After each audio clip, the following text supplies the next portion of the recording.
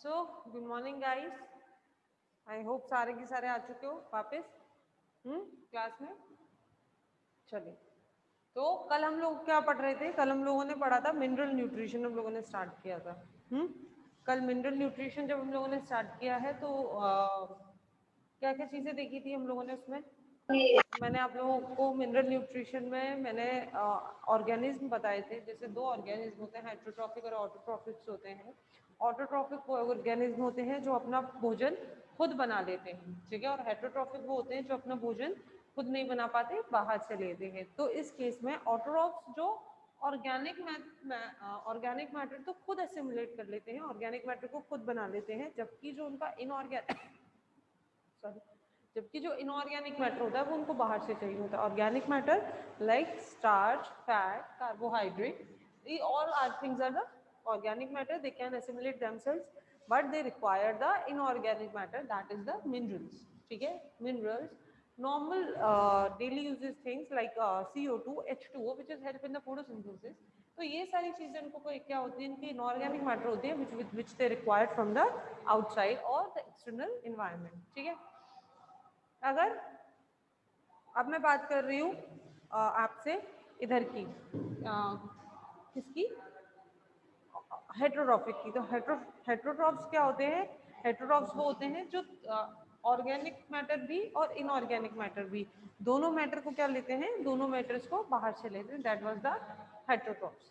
तो ऑटोट्रॉफ्स जिन्हें inorganic matter की जरूरत होती है, तो इनऑर्गेनिक मैटर वो कैसे लेते हैं उसके बारे में, तो उसको हम बोलते हैं मिनरल न्यूट्रिशन। वो कहाँ से लेते हैं? उसे अर्थ से लेते हैं, अर्थ क्रस्ट से लेते हैं। इसीलिए हम कहते हैं कि वो क्या है, माइनर्स हैं। हम क्या बोलते हैं, जो प्लांट्स हैं वो क्या है, माइनर्स है। माइनर्स किसे कहते हैं? खुदाई जो करते हैं। जैसे कि हम ये देखते हैं खदानों में जो खुदाई करते हैं, माइनर्स जो होते हैं वो माइनर्स होते हैं, मिनरल्स निकालते हैं वहाँ से। जैसे सिलिका जो निकालते हैं सैंड में से, जो ये सारी जो निकलती है, कोल निकलता है, ये सब क्या है, मिनरल्स है, माइनर्स है। तो बेसिकली हमें कहते हैं प्लांट्स क्या है, नेचुरल माइनर्स है, जो अर्थ से, अर्थ क्रस्ट से नेचुरली क्या कर रहे हैं, मिनरल्स का अपटेक कर रहे हैं, मिनरल न्यूट्रिशन कर रहे हैं। अब कौन कौन से मिनरल्स वो लेते हैं, इन सब की स्टडी करने के लिए कुछ मेथड थे जिनके बारे में हम लोगों ने कल पढ़ा था। कौन कौन से मेथड थे? एक अपन ने देखा था प्लांट ऐश एनालिसिस मेथड देखा था।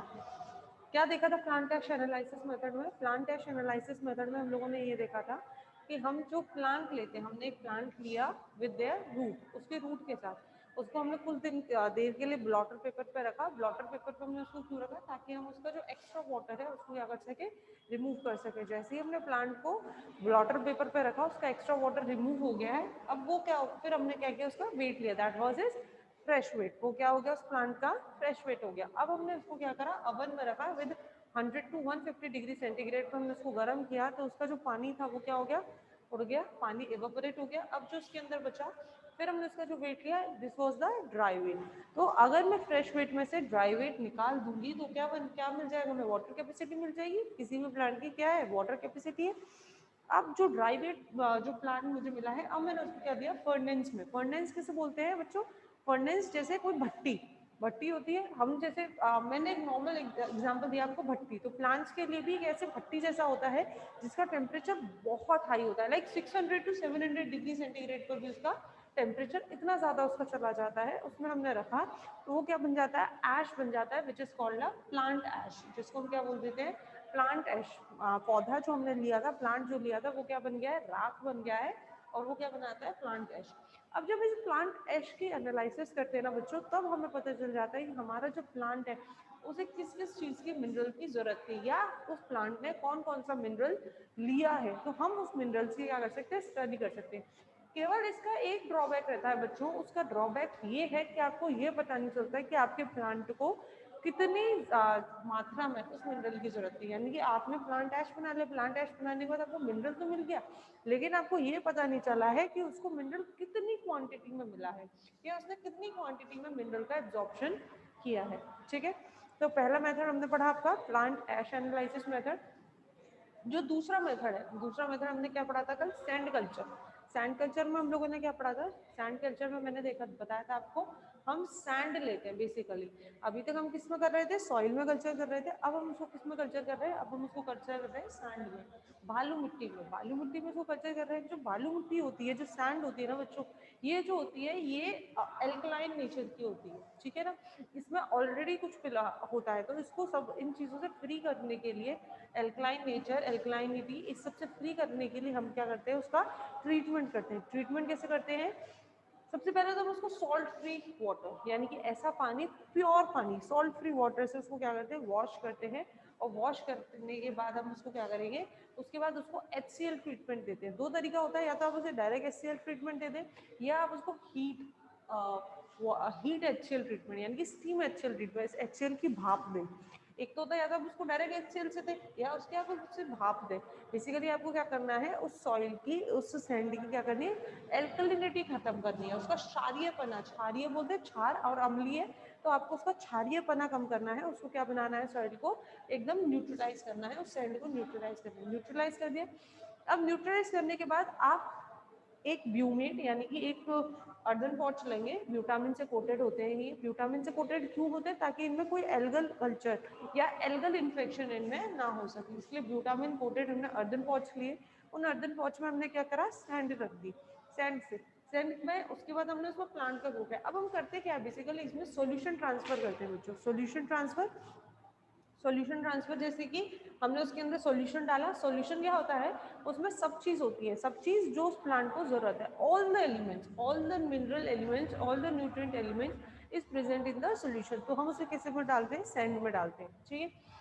तो ये जो प्लांट हमने ग्रो किया है सैंड में with all the nutrient elements, ये क्या है हमारा, ये हमारा रेफरेंस प्लांट है। क्यों, क्योंकि इस प्लांट के पास वो सारी चीजें हैं जो उसको चाहिए।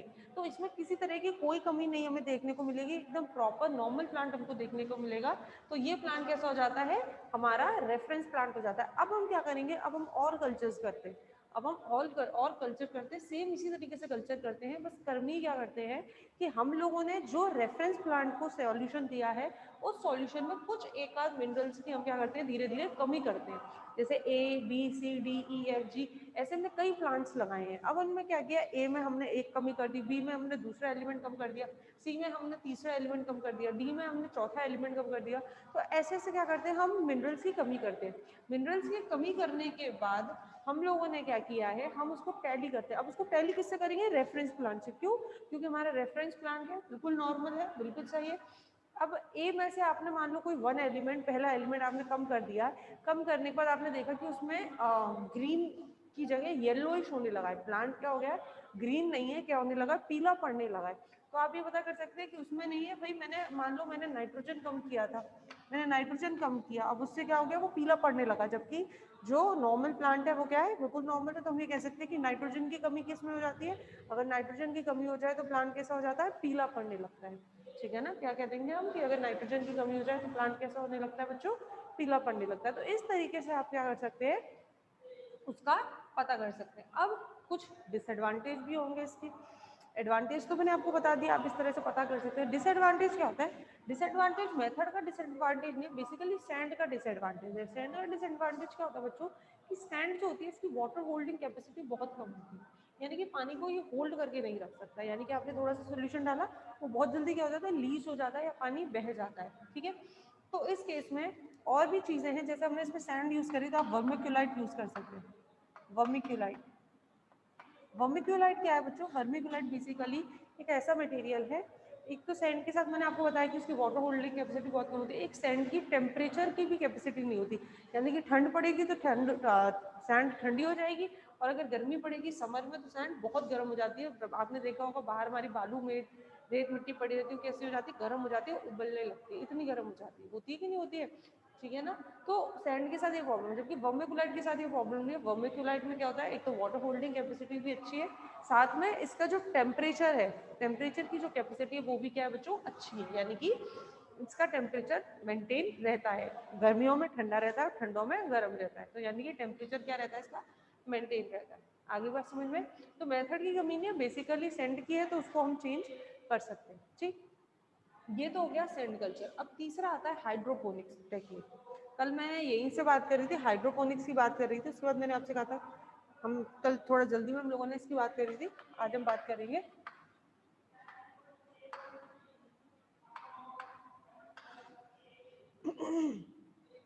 हाइड्रोपोनिक टेक्निक, हाइड्रोपोनिक टेक्निक क्या है? हाइड्रोपोनिक टेक्निक इसको बोलते हैं सॉइललेस कल्चर।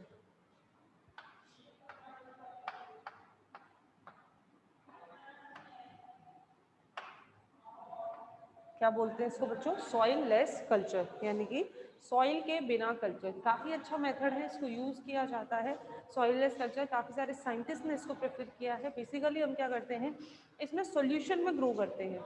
इसमें जैसे उधर तो हमने क्या किया था, सैंड कल्चर जब हम कर रहे थे तो मैंने सैंड यूज़ किया था हम लोगों ने। इसमें हम केवल एक्वाटिक सॉल्यूशन में प्लांट्स को ग्रो करते हैं, ठीक है, और इसको कमर्शियल लेवल पे यूज़ किया जाता है, ठीक है ना। सॉइललेस कल्चर यानी कि प्लांट्स को हम कैसे ग्रो कर रहे हैं? प्लांट को हम ग्रो कर रहे हैं एक्वाटिक सॉल्यूशन में,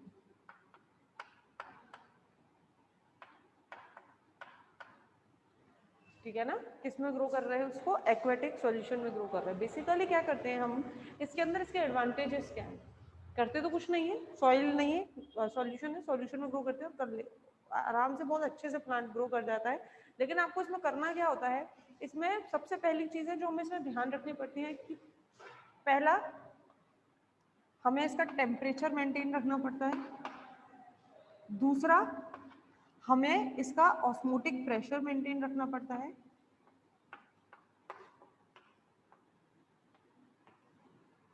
तीसरा, हमें time to time solution change करना पड़ता है। चौथा, हमें इसमें एरेशन यानी कि हवा की अच्छी ध्यान रखना पड़ता है कि हवा क्या रहे, इसमें मेंटेन रहे, हवा बनी रहे, ठीक। पांचवा, इसको हमें कोई ऐसा सपोर्ट देना पड़ता है, सपोर्ट जिससे प्लांट क्या रहे, अपराइट रहे। क्योंकि आप जानते हैं सॉइल का काम क्या है? सॉइल का काम केवल मिनरल्स और इन सब का नहीं है। सॉइल का मेन काम क्या होता है? वो प्लांट को सपोर्ट प्रोवाइड करती है, उसे अपराइट रखती है, ठीक है ना, सीधा रखती है पौधे को। सॉइल का मेन काम क्या है? वो उसको सपोर्ट प्रोवाइड करता है। तो बेसिकली भैया सॉइल नहीं है तो हमारा क्या इसमें बनता है कि हम इसको ऐसा सपोर्ट इसको प्रोवाइड करें जिससे कि क्या रहे, ये सीधा रहे, ठीक है। और और क्या कर सकते हैं हम इसमें?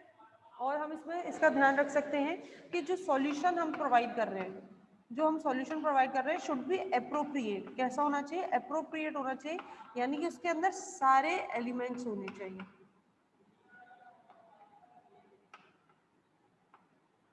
ठीक है। उसके अंदर क्या होना चाहिए? उसके अंदर सारे एलिमेंट्स उसमें होने चाहिए, सभी एलिमेंट्स उसमें मौजूद रहने चाहिए, ठीक है ना। ऐसा नहीं किसी एलिमेंट की आप कमी कर दें, क्योंकि सॉइल में तो क्या होता है बच्चों, सॉइल में तो मैंने आपको बोला कि बेसिकली प्लांट्स क्या है, माइनर्स है, यानी कि अर्थ क्रस्ट से वो अपने आप ले सकते हैं। अब अगर आप उसको अर्थ में यानी कि उसको सॉइल में जब उसको ग्रो ही नहीं कर रहे हैं, आप उसको बाहर से सब दे रहे हैं, तो ऐसे केस में क्या होता है? आपको ध्यान रखना पड़ता है कि उसे बाहर से सब प्रोवाइड करवाया जा सके। आगे बात समझ में? तो ये किस में करना पड़ता है हमें? Hydroponic technique, soil less culture, aquatic solution में हमें इसे करना पड़ता है। आगे बात समझ में? काफी लार्ज स्केल पर इसका करा जाता है बच्चों, लार्ज स्केल पर इसको यूज किया जाता है, ठीक है। चलिए अब इसके एडवांटेजेस क्या क्या है? हाइड्रोपोनिक टेक्निक जो है इसके एडवांटेजेस क्या क्या है? इसके एडवांटेजेस मैंने आप लोगों को कल भी बताए थे, हमने ये मेथड किया। अब करने के बाद इसके एडवांटेजेस क्या क्या होंगे? इसके एडवांटेजेस ये होंगे, पहला बच्चों, हमें किसी भी तरीके की वीडिंग या प्लगिंग की जरूरत नहीं है।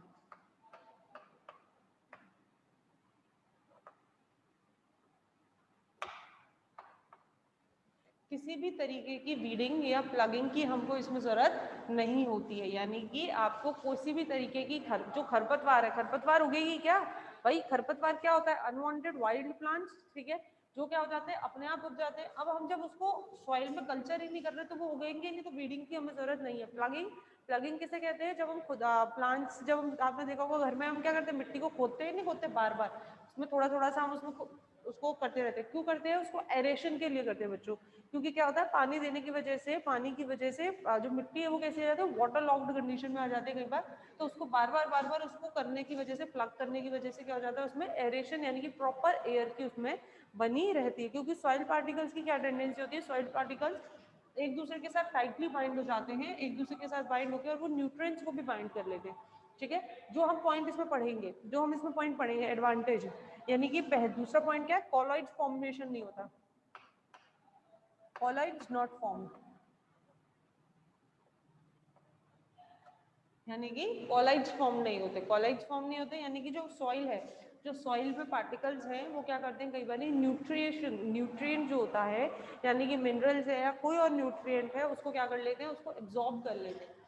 ठीक है ना, कोई और जो न्यूट्रिएंट है जैसे कि सॉइल में, तो उनको क्या कर लेते हैं, उनको एब्जॉर्ब कर लेते हैं और उनको एब्जॉर्ब करने की वजह से क्या होता है, कॉलॉइड्स फॉर्म हो जाते हैं। कॉलॉइड्स यानी कि सॉइल प्लस न्यूट्रिएंट, कॉलॉइड्स यानी सॉइल प्लस न्यूट्रिएंट। ठीक है, तो इनको क्या कर लेते हैं, वो एब्जॉर्ब कर लेते हैं जो प्लांट्स को अवेलेबल नहीं हो पाते हैं। ठीक है, तो ऐसा कुछ प्रोसेस इसमें नहीं होगा, हाइड्रोपोनिक टेक्निक में नहीं होगा। तीसरा क्या एडवांटेजेस है, तीसरा इसमें वेस्ट नॉट एक्यूमुलेटेड। वेस्ट क्या होगा, एक्यूमुलेट नहीं होगा।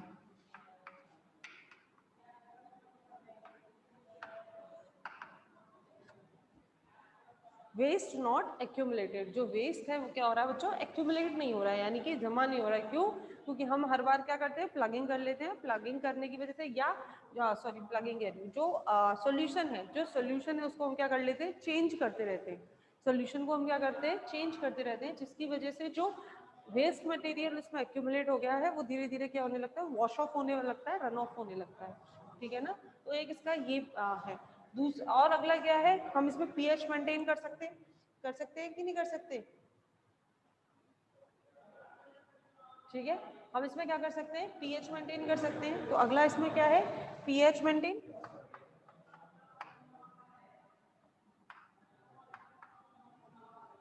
पीएच मेंटेन कर सकते हैं।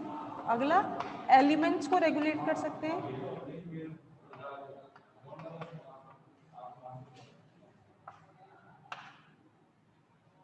क्या कर सकते हैं, एलिमेंट्स को रेगुलेट कर सकते हैं। ठीक है, एलिमेंट्स इसमें रेगुलेट हो जाते हैं। एलिमेंट्स कैसे रेगुलेट कर सकते हैं कि हमें जो प्लांट को जो चाहिए, जो देना है वो हम इसमें दे सकते हैं। ठीक है ना, एलिमेंट्स रेगुलेट हो जाते हैं। आगे क्लियर, बात आ गई समझ में सबको। तो ये किसके थे बच्चों, हाइड्रोपोनिक टेक्निक थे। कोई डाउट है किसी को अभी तक। चलिए, अब इसके बाद बात करते हैं, हम एलिमेंट्स की बात करते हैं। सबको क्लियर है ना, hydroponic technique.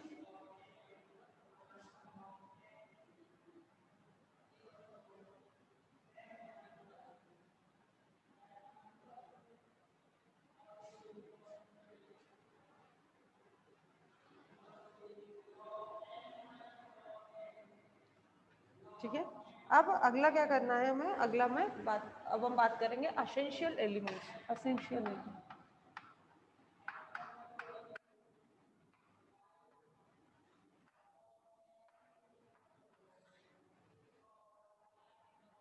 Essential elements. Essential elements क्या है, वो एलिमेंट्स जो रिक्वायर्ड है। ठीक है, दो टाइप के एलिमेंट्स होते हैं,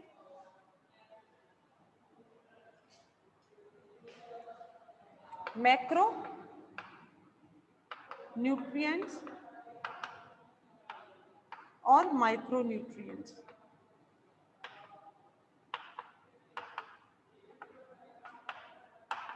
मैक्रो न्यूट्रिएंट्स और माइक्रो न्यूट्रिएंट्स। मैक्रो न्यूट्रिएंट्स मतलब कि वो न्यूट्रिएंट्स जो बहुत ज्यादा क्वांटिटी में चाहिए, या हम कहें बड़े बड़े कंपाउंड के फॉर्मेशन के लिए जो चाहिए होते हैं, that was the macro nutrients. और माइक्रो न्यूट्रिएंट्स जो नहीं चाहिए होते हैं, यानी कि कम क्वांटिटी में चाहिए।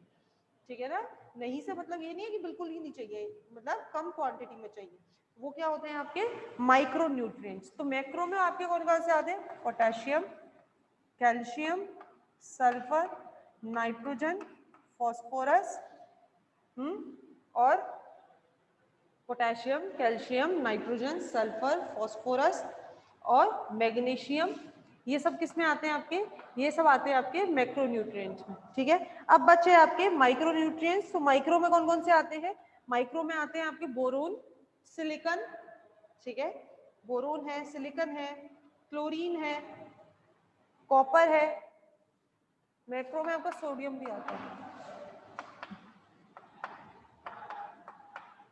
ये सब किस में आते हैं, ये सब आपके माइक्रो में आते हैं। कहीं पे सिलिकॉन आपको मैक्रो में मिल सकता है, पर ज्यादातर इसको माइक्रो में ही यूज करते हैं, क्योंकि प्लांट्स के लिए कोई कोई प्लांट्स है जो सिलिकॉन का यूज करेगा, बाकी ज्यादातर प्लांट्स के लिए सिलिकॉन एक माइक्रो न्यूट्रिएंट ही होता है। ठीक है, अब इन सब का काम अलग अलग होता है। जैसे कि फॉर एग्जाम्पल, वैसे तो मैं आपको हर एक का अलग बताऊंगी, हम हर एक का अलग बात करेंगे, लेकिन अगर मैं बात करूं पोटेशियम, एक एक करके यही बात करें। सबसे पहले सबसे पहले मैं बात करूं पोटेशियम, तो पोटेशियम कौन कौन आप लोग जानते हैं, आप लोग आराम से बता सकते हैं पोटेशियम का काम। सबसे इंपॉर्टेंट काम तो हम लोगों ने पढ़ा है, पढ़ाई कि नहीं पढ़ा, opening and closing of stomata, active potassium hydrogen pump theory पढ़ी थी, ठीक है। तो उसमें भी मैंने आप लोगों को बताया था कि सोडियम क्या, पोटेशियम क्या है, potassium is helpful in the opening and closing of stomata, पढ़ाया था मैंने आपको, ठीक है। तो वहां पे भी मैं आपसे बोल सकती हूँ। उसके अलावा और पोटेशियम का क्या काम है, पोटेशियम का काम होता है बच्चों, पोटेशियम की अगर कमी हो जाए ना तो एक डिजीज हो जाती है, कौन सी, डाइबैक डिजीज। पोटेशियम की अगर कमी हो जाए तो एक डिजीज हो जाती है डाइबैक डिजीज। डाइबैक डिजीज क्या कहते हैं, डाइबैक डिजीज होती है, इसमें क्या होता है बेसिकली प्लांट जो होता है ना वो आपका छोटा रह जाता है, यानी कि rosette growth, rosette growth, flowering और प्लांट की ग्रोथ दोनों बंद हो जाती है, फ्लावरिंग और प्लांट की ग्रोथ दोनों बंद हो जाती है। अच्छा, रोजेट ग्रोथ किसकी वजह से आएगी, इंटरनोड की वजह से, यानी कि इंटरनोड ही हम जानते हैं प्लांट के इलोंगेशन में, प्लांट की ग्रोथ में कौन हेल्प करता है, इंटरनोड करता है। नोड्स एंड इंटरनोड्स प्रेजेंट होते हैं, नोड्स वो होते हैं जहाँ पर ब्रांचेस, फ्लावरिंग, लीव्स ये लगते हैं, और इंटरनोड्स वो होते हैं जो बेसिकली दो नोड्स के बीच में होते हैं और प्लांट के इलोंगेशन में हेल्प करते हैं, दैट वाज द इंटरनोड्स। तो मैं ये कह सकती हूँ कि क्या करता है ये, इंटरनोड के इलोंगेशन को ब्लॉक कर देता है, कौन, पोटेशियम। तो पोटेशियम की कमी से ये सारी चीजें हो जाती हैं। और जो मेटाबॉलिक रिएक्शंस होते हैं, और जो मेटाबॉलिक रिएक्शंस होते हैं उनमें भी कौन हेल्प करता है, आपका पोटेशियम हेल्प करता है, कई मेटाबॉलिक रिएक्शंस में हेल्प करता है। जैसे कि एक एंजाइम है फ्रक्टोकाइनेज, फ्रक्टोकाइनेज ये एंजाइम आपको मिलता है during respiration, during respiration, very important enzyme fructokinase. उसके लिए एज अ को फैक्टर या एज अ एलिमेंट कौन हेल्प करता है, पोटेशियम हेल्प करता है। यानी कि कहने का मतलब ये है कि potassium is very helpful in various process, ठीक। कैल्शियम, कैल्शियम क्या होता है, कैल्शियम वैसे तो एक को फैक्टर की तरह भी काम करता है, बाकी कई सारे ऐसे प्रोसेस हैं जिनमें कैल्शियम जो होता है वो जैसे कि मैसेंजर की तरह काम करता है, ठीक है, फॉस्फोलिपिड्स के हाइड्रोलाइसिस में काम करता है, एज अ को फैक्टर ज्यादातर ये काम करता है, ठीक है। अगर मैं सल्फर की बात करूं, सल्फर, सल्फर प्लांट्स को अवेलेबल कैसे होता है, प्लांट्स जो होते हैं सल्फर को सॉइल से ही लेते हैं। सल्फर जो है प्लांट्स में एज ए सॉल्यूबल सॉल्यूट्स पर प्रेजेंट रहता है, ठीक है ना। ये मतलब प्लांट्स को जैसे कि सल्फेट्स के फॉर्म में, सल्फाइड्स की फॉर्म में, इस तरह से सल्फर प्लांट्स को मौजूद रहता है। अच्छा, सल्फर नहीं होगा तो प्लांट्स कैसे, प्लांट में क्या क्या कमी आने लगेगी, प्लांट्स में आपको ये कमी आने लगेगी कि प्लांट जो होते हैं, जो मिच्योर लीव्स होती हैं, जो मिच्योर लीव्स होती है वो कैसी होने लगती है, पीली पड़ने लगती है। यही एक करेक्टर आपको नाइट्रोजन में मिलता है, पर ये जो करेक्टर है पीला पड़ना, रेडिश होना, ब्लूइश होना, ये जो करेक्टर है ये प्रीडोमिनेंटली आपका नाइट्रोजन का करेक्टर है, ठीक है। सल्फर का करेक्टर इतना नहीं है, पर फिर भी हम सल्फर में पढ़ते हैं क्योंकि सल्फर की कमी से भी ये सारी डिजीजेस देखने को मिलती हैं, ठीक है। और क्या कमी हो जाएगी सल्फर से, सल्फर में जो आप जो पढ़ते हैं जैसे कि अमीनो एसिड, कई सारे अमीनो एसिड हैं जैसे कि मीथियोनिन है, फर्स्ट इनिशिएशन अमीनो एसिड, अभी मैंने आप लोगों को थोड़ी देर पढ़ाया है, तो इसकी भी कमी होने लगेगी, ठीक है ना। क्योंकि कई सारे ऐसे अमीनो एसिड्स हैं जिनमें एज ए स्ट्रक्चरल कंपोनेंट भी सल्फर प्रेजेंट होता है, ठीक। नाइट्रोजन, नाइट्रोजन तो अभी मैं आपको पढ़ाऊंगी, बहुत अच्छे से पढ़ाएंगे। नाइट्रोजन की कमी से chlorosis, the most predominantly chlorosis, chlorosis क्या होती है, क्लोरोसिस होता है पत्तियों का पीला पड़ना, ठीक है ना। और ये कैरेक्टर अगर मैं कहूँ कि मेच्योर और यंग लीव्स, तो सबसे पहले हमें मेच्योर लीव्स में देखने को मिलता है। क्यों, क्योंकि जैसे जैसे नाइट्रोजन की कमी होगी तो नाइट्रोजन मेच्योर लीव्स से कहाँ जाएगा, यंग लीव्स की तरफ जाएगा, ठीक है ना। मेच्योर लीव्स से पहले यंग लीव्स में जाएगा, जिससे मेच्योर लीव्स पहले पीली पड़ने लगती है। और ज्यादा नाइट्रोजन की अगर कमी हो रही है तो फिर वो कहाँ से आता है, फिर उसमें यंग लीव्स भी आपको पीली देखने को मिल जाती है, ठीक है। फास्फोरस, फास्फोरस भी कहाँ से लेते हैं प्लांट्स, फास्फोरस भी आपके सॉइल से ही लेते हैं प्लांट्स, ठीक है, फास्फोरस को।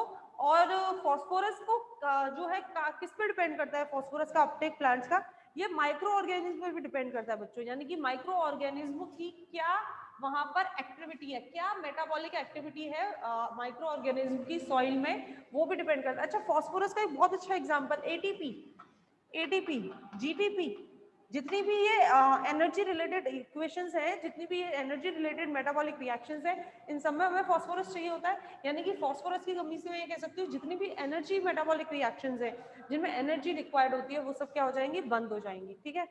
मैग्नीशियम, मैग्नीशियम आपने देखा होगा कई सारे, अभी थोड़ी दिन पहले मैंने आपको जो एंजाइम्स पढ़ाए हैं, आपका अमीनो एसिड ट्रांसफरेज एंजाइम हमने पढ़ा, उसमें भी मैग्नीशियम एज अ कोफैक्टर काम आता है। तो magnesium is very useful as a cofactor. कई सारे ऐसे एंजाइम्स हैं जिनमें as a cofactor magnesium use होता है। ठीक है, तो एक एक करके बात कर लेते हैं इन सब की। चलिए, सबसे पहले बात करूंगी नाइट्रोजन की। आप लोगों की बुक में वैसे दिया हुआ है, बहुत ज्यादा ऐसा कुछ नहीं है, ये सब याद करने का है, पहले मैं आपको बोल देती हूँ, ठीक है ना। मैं सिर्फ ये है कि आप लोगों को यहाँ पर एक बार मैं करवा दूंगी तो आप लोगों को याद करने में क्या हो जाएगा, थोड़ा इजी हो जाएगा, ठीक है ना। बाकी याद आपको करना है वो मैं नहीं करूंगी। चलिए, सबसे पहले है nitrogen. Nitrogen after carbon, hydrogen and oxygen. Carbon, hydrogen और ऑक्सीजन के बाद अगर कोई कंपाउंड सबसे ज्यादा जरूरी है, या मैं ये कहूं एनवायरमेंट में मौजूद है, कार्बन, हाइड्रोजन और ऑक्सीजन के बाद अगर कुछ जो सबसे ज्यादा इंपॉर्टेंट है या एनवायरमेंट में जो सबसे ज्यादा प्रेजेंट है, दैट वाज द नाइट्रोजन। इतना सब होने के बावजूद अगर मैं आपको बोलूँ ना, तो हमारे एनवायरमेंट में सबसे ज्यादा पाई जाने वाली गैस भी नाइट्रोजन है। 78% होती है ये, 78%। इतना सब होने के बावजूद भी नाइट्रोजन प्लांट्स को अवेलेबल नहीं होती है। आप सब जानते हैं नाइट्रोजन फिक्सेशन बहुत ही अच्छे तरीके से मैंने आप लोगों को आई गेस पढ़ाया था फर्स्ट ईयर में। आया नाम में तो जवाब दे दिया करो नालायको। या बिल्कुल चुप होके बैठे हो, मैंने पढ़ाया होगा, कौन सा हमें अभी पेपर में कुछ याद नहीं होता, आप तो क्लास में पूछ रही हो। चलिए, चलो कुछ तो रिप्लाई कर ही रहे। पढ़ाया था नाइट्रोजन इज वेरी यूजफुल, लेकिन उसके बावजूद भी प्लांट्स उसको नहीं ले सकते। क्यों नहीं ले सकते? क्यों? क्योंकि उनको उसके लिए स्पेशल प्रोसेस की जरूरत पड़ती है, जो किसमें पाया जाता है, लेग्यूमिनेसी फैमिली में पाया जाता है। क्या पाया जाता है? Rhizobium. Rhizobium is a bacteria जो क्या करता है, नाइट्रोजन फिक्सेशन करता है। और इसके साथ कैसे रहता है बच्चों? सिम्बायोटिकली रहता है, बात करी थी हम लोगों ने, ठीक है। तो एक तो प्रोसेस ये हो सकता है नाइट्रोजन फिक्सेशन का, और क्या हो सकता है बताओ फटाफट। लाइटनिंग बताई थी, लाइटनिंग, बिजली कड़कती है, बिजली कड़कती है तो बिजली जब गिरती है तो उसमें भी क्या होता है, नाइट्रोजन फिक्सेशन होता है। और क्या हो सकता है, एक फ्रेंकिया। फ्रेंकिया क्या है बच्चों? देखिए राइजोबियम तो क्या होता है, राइजोबियम सिम्बायोटिकली रहता है किसके साथ, लेग्यूमिनेसी। पर फ्रेंकिया क्या है, फ्री लिविंग ऑर्गेनिज्म है। कैसा है? फ्री लिविंग है, और नाइट्रोजन फिक्सेशन करता है, ठीक है। और उसके बाद फिर तो है ये यूरिया, खाद हम जो देते हैं नाइट्रोजन फिक्सेशन के लिए ही देते हैं, ठीक है। तो ये वो सारी चीजें हैं जो कहते हैं, हम क्या कहते हैं कि नाइट्रोजन फिक्सेशन करते हैं, या नाइट्रोजन इन प्रोसेस के द्वारा प्लांट्स को अवेलेबल हो पाता है, ठीक है। अब नाइट्रोजन क्यों जरूरी है आप जानते हैं प्लांट्स के लिए। फंक्शन अगर मैं इसका बात करूं नाइट्रोजन का, तो नाइट्रोजन का फंक्शन क्या है, क्यों जरूरी है प्लांट्स की ग्रोथ के लिए? Use for plants growth, plant की ग्रोथ के लिए जरूरी है या नहीं है भाई। प्लांट में आप देखते हैं जितनी भी हरा दिख रहा है आपको प्लांट, ये किसकी वजह से दिख रहा है, नाइट्रोजन की वजह से दिख रहा है। तो nitrogen is very useful for the plant growth, ठीक है। प्लांट की ग्रोथ के लिए जरूरी है। और किसके लिए जरूरी है? प्रोटीन्स के लिए जरूरी है। प्रोटीन्स में भी नाइट्रोजन होता नहीं होता, अमीनो ग्रुप होता है ना प्रोटीन्स में, होता है अमीनो ग्रुप। तो अगर नहीं होगा तो क्या होगा, प्रोटीन फॉर्मेशन नहीं होगा, तो प्रोटीन फॉर्मेशन के लिए जरूरी है। और जो एनर्जी मॉलिक्यूल है आपके कौन कौन से, NADP, याद है NAD, ये सब रेस्पिरेशन में काम आते हैं। प्लांट्स का जब रेस्पिरेशन में आपको पढ़ाऊंगी तब वहां मैं आपको पढ़ाऊंगी NADP, NAD, ये सब वहां पे भी काम आते हैं। तो इन सब प्रोसेस के लिए जरूरी है। और किसके लिए जरूरी है? क्लोरोफिल के लिए जरूरी है। किसके लिए जरूरी है?